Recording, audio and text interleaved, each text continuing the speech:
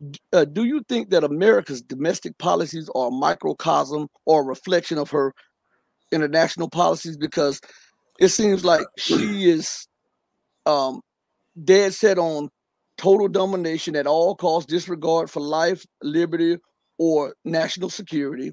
She wants the resources at all costs, and and she doesn't care if she has to pay off people, bribe people, threaten people, kill people, or Yeah.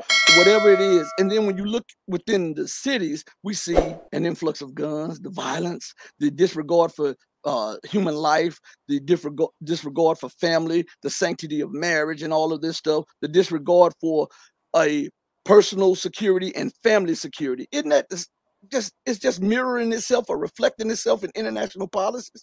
Yeah, I think so. I mean, let's think back to right after the 9/11 attacks, the push to create the Homeland Security Agency, set up a new bureaucracy. I always joke that that's why we were attacked on 9/11. We didn't have enough bureaucracy in Washington, so we had to create new organizations and create new layers of bureaucracy. That'll save us. So, but but in doing that, we ended up surrendering civil liberties and Mm-hmm. using the threat of terrorism to justify arresting people. I always maintain that this what we did in Guantanamo to these the foreign terrorists was just it's as bad as anything the Soviets did, locking people up in the gulag, because you hold people without any judicial process. And Right. we excuse it and say, well, they're not real soldiers. Yeah, but they're still human beings. And they may be, some of them may be genuinely bad people, but either punish them, bring them to trial, boom, put them in court martial, whatever, but don't just keep holding people indefinitely, interminably.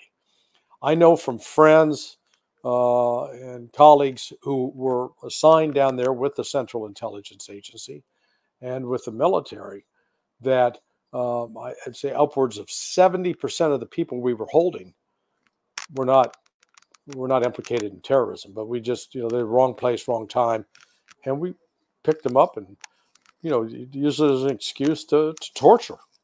So this we so we were willing to do that overseas. Well, now we're doing it at home. It goes back to your basic point that we're what we're doing internationally is reflected domestically.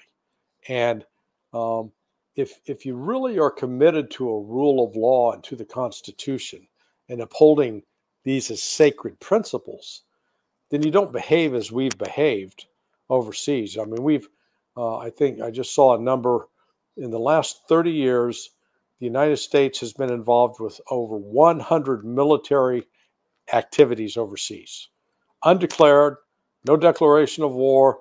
It's just the president gets a wild hair. And look, we're talking Democrat and Republican. This is not one side or the other. They Mm-hmm. both have done it.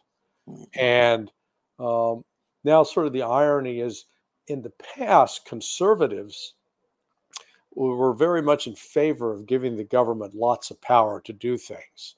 And, they'd get all misty eyed listening to Lee Greenwood sing, I'm proud to be an American. While we're out, again, locking people up in the most un American fashion possible.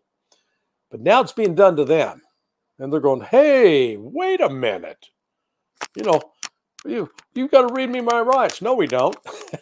You're a terrorist. Because you're a terrorist, we can't tell you what you're accused of. We just got to lock you up.